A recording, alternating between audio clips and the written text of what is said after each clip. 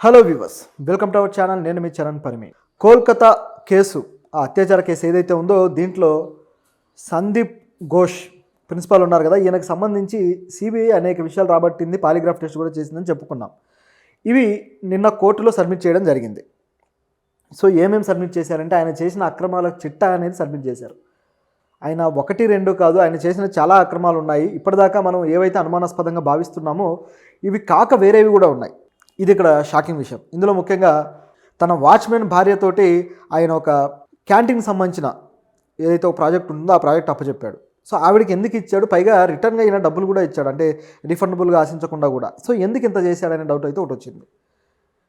So ఏంటి watchman తోటి అలాగే ఆయన భార్యతోటి ఆయనకున్న రిలేషన్స్ ఏంటి అనే డౌట్ ఉంది. దీంతోపాటు మరికొన్ని విషయాలు గమనించి చూస్తే మొదటగా వచ్చేసి ఆయన కొంతమంది సిబ్బందికి ఉద్యోగాలు ఇచ్చాడు. సందీప్ ఘోష్ ఆ హాస్పిటల్లో ఎవరైతే డాక్టర్స్ కాకుండా మిగతా సిబ్బంది ఉంటారో వాళ్ళకు ఉద్యోగాలు ఇచ్చిన దాంట్లో ఏమాత్రం ఆయన నిబంధనలు పాటించలేదు. ప్యానెల్ సిస్టమ్ అనేది ఒకటి ఉంటుంది ఇంటర్వ్యూలు చేయడం కోసం. సో ఆ ప్యానెల్ సిస్టమ్ని ఏమాత్రం ఆయన పెట్టకుండా, ఆ ప్యానెల్ సిస్టమ్కి ఆయన అధికారాలు ఇచ్చి ఇంటర్వ్యూలు ఇలాంటివి కాకుండా ఏం చేశాడంటే తనకు నచ్చిన వ్యక్తులకి ఇచ్చేశాడు. సో ఆ విధంగా అక్కడ ఉన్న వాళ్ళల్లో చాలామంది ఆయన అనుచరులు. కాబట్టి ఈ కేసుకు సంబంధించి ఈ కీలక ఆధారాలు దొరకించుకోవడానికి పోలీసులు ఇంత కష్టపడాల్సి వచ్చింది. చాలా ఆధారాలు వాళ్ళు మాఫీ చేయడానికి ట్రై చేశారు. కాబట్టే ఆ రినోవేషన్కి కూడా అప్లై చేసినప్పుడు ఏదైతే ఆ వాష్రూమ్ గోడ ఇవన్నీ ఉన్నాయో వాటిని కూడా ధ్వంసం చేయడానికి తన మనుషులే పంపించగలిగాడు. కాబట్టే ధ్వంసం చేశారు.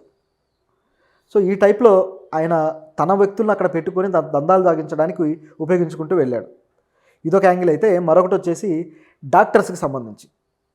ఈ డాక్టర్స్కి సంబంధించి కూడా ఈ డాక్టర్స్ ఉద్యోగాలు కూడా నిపుణులైన ఉద్యోగాలని ఇంటర్వ్యూలు చేసి వాళ్ళకి ఇవ్వకుండా పెద్దగా ఎక్స్పీరియన్స్ లేని జూనియర్ డాక్టర్లకు ఉద్యోగాలు ఇచ్చాడు. సో ఆ విధంగా ఎందుకు ఇచ్చాడు, ఇక్కడ ఎందుకు నిబంధనలు పాటించలేదు అని చెప్పేసి మరొక వార్త. అంటే ఈ విధంగా ఆయన ఎందుకు చేస్తున్నాడు. సో ఇదొకటైతే. మరొక అంశం అదేంటంటే ఈ ప్రిన్సిపల్ ఒక వాచ్మెన్ ఎవరైతే ఉన్నారో ఆ వాచ్మెన్ భార్య పేరు నర్గిస్. ఆవిడకి అక్కడ హాస్పిటల్లో ఉన్న క్యాంటీన్ కాంట్రాక్ట్ ఇచ్చారు. అసలు ఆవిడకి ఏ విధంగా క్యాంటీన్ కాంట్రాక్ట్ ఇచ్చారో, ఆవిడ ఏమైనా హోటల్ బిజినెస్లో ఉన్నారా, ఆవిడ ఏ విధంగా చేస్తారని చెప్పేసి, ఏ నిబంధనల ప్రకారం ఇచ్చారని చెప్పేసి ప్రశ్న వచ్చింది. దీంతోపాటు ఆవిడ ఏం చేశారంటే ఇంకా విచిత్రంగా దాన్ని మరొకరికి ఇవ్వడం జరిగింది.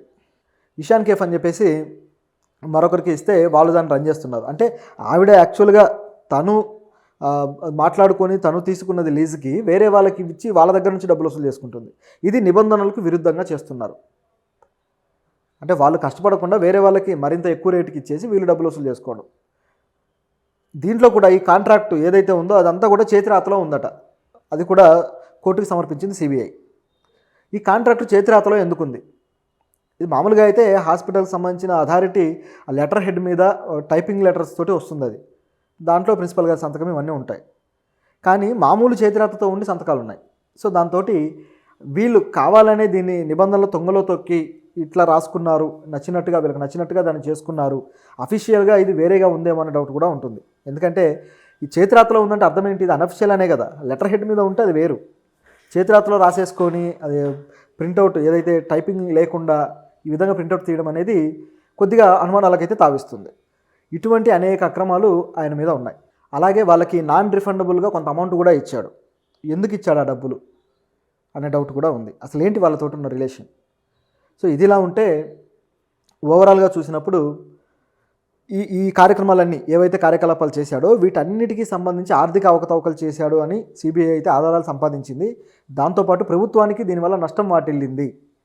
ఎందుకంటే ఈ లీజ్ కాంట్రాక్ట్ ఏదైతే ఉందో ఇది ఎంత డబ్బులకి ఇవ్వాలి, ఆ వచ్చిన డబ్బుల్ని ప్రభుత్వానికి వీళ్ళు చెల్లిస్తున్నారా లేదా, ఇవన్నీ ఉంటాయి. సో ఈ విషయంలో ప్రభుత్వానికి నష్టం చేకూర్చేలా ఈయన చర్యలు ఉన్నాయి, ఆర్థిక అవకతవకలు చేశాడు అని చెప్పేసి సిబిఐ తేల్చింది. దీంతోపాటు ఇక్కడి పరికరాలని బ్లాక్ మార్కెట్లో అమ్ముకుంటున్నాడు అనే దానికి కూడా ఆధారాలు సేకరించారట. సేకరించి వాటిని ముందు పెట్టడం జరిగింది. సో ప్రిన్సిపాల్ ఇప్పటిదాకా నేను మంచోని, నేను నంగనాచిని చెప్పుకుంటూ వచ్చాడు. ఇప్పుడు ఆయన బండారం అంతా బయటపడింది.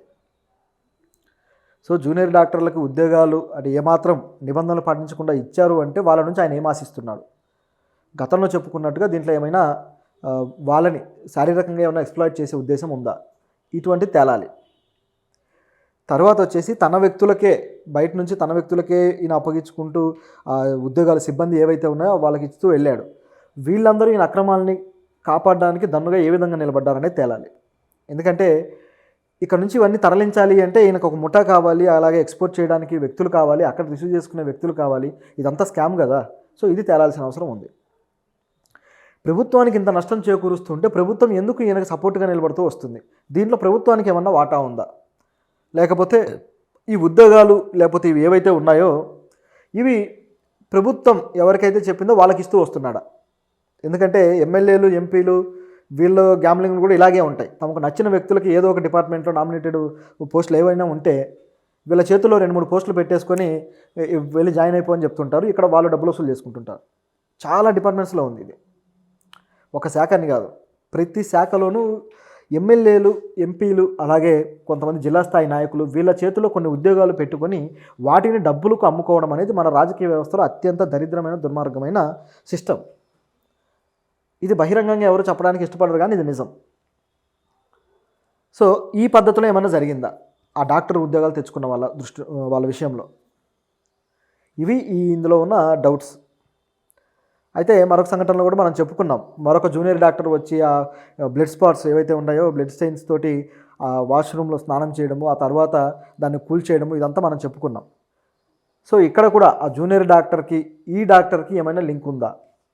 ఇది కూడా తేలాల్సి ఉంది. ఎందుకంటే ఎప్పుడు ఆ హాస్పిటల్లో కనిపించిన జూనియర్ డాక్టరు అప్పుడే వచ్చి ఆయన అక్కడ వాష్రూమ్లో స్నానం చేయడం ఏంటి, ఆ బ్లడ్ స్పాట్స్ ఏంటి, ఆ తర్వాత ఆయన మళ్ళీ కనిపించకుండా పోవడం ఏంటి? సో ఇవి డౌట్లు. ఆయన డాక్టర్ కాదా అంటే కొంతవరకు డాక్టర్ లాగే ఉంది. ఆయనతో జరిగిన కాన్వర్జేషన్ అవి నర్సు బయట పెట్టారు. సో చూస్తూ ఉంటే కొంతవరకు ఆయన డాక్టర్ అన్నట్టుగా అనిపిస్తూ ఉంది. కాకపోతే ఆ వ్యక్తి ఎవరు? ఆ వ్యక్తికి అసలు ఇక్కడికి ప్రవేశానికి ఎటువంటి అవకాశం దొరికింది? సో ఇది సందీప్ ఘోష్కి సంబంధించి కోర్టు బయటపెట్టిన అనేక విషయాలు. ఇప్పుడు ఆయన పీకకు గట్టిగా చుట్టుకుంది. కేవలం ఈ రేప్ కేసు అనే కాదు, రేప్ కేసు విషయంలో అయితే కేవలం గ్యాంగ్ మాత్రం కాదు, ఇది కేవలం ఒకే వ్యక్తి చేశాడు, సంజయ్ రాయ్ మాత్రమే చేశాడు ఈ రేప్ అనేది ఇక్కడ బయటకు వచ్చిన అంశం. మరి సంజయ్ రాయ్ మాత్రమే చేశాడని పోలీసులు చెప్పారు, సిబిఐ చెప్పింది, చివరికి అటాప్సీ రిపోర్ట్ కూడా చెబుతూ ఉంది. కోర్టు క్లియర్ అయింది. కాకపోతే ఆ రేపు జరిగిన రోజు రాత్రి ఈయన రాజీనామాలు చేసి పోవడాలు, తర్వాత వాళ్ళు కూలగొట్టడాలు, ఈ పనులన్నీ ఎందుకు చేశారు సందీప్ ఘోష్ అని చెప్పేసి డౌట్ వస్తుంది. ఎందుకంటే ఆయన ప్రమేయమే లేనప్పుడు ఆయన ఎందుకు ఆ విధంగా డీల్ చేయాలి? సో ఇక్కడ మరిన్ని అంశాలు బయటికి రావాల్సినవి ఉన్నాయి. ఆయన ప్రమేయం ఈ విషయంలో కాకపోయినా మరొక విషయంలో ఆవిడ బాడీని మాయం చేయడానికి కానీ, లేకపోతే ఆవిడకి సంబంధించి జాగ్రత్త వహించడానికి ఎందుకు అతను చర్యలు తీసుకున్నాడు, ఇవన్నీ తెలియాల్సి ఉంది. సో చూద్దాం, ఇంకా వెయిట్ చేద్దాం, ఏమన్నా బయటకు వస్తాయేమో. దాన్ని బట్టి ఇందులో ఎంతమంది ఉన్నారో తెలుస్తుంది. ఈ అరెస్ట్ అయిన వాళ్ళిద్దరి తప్పు మాత్రం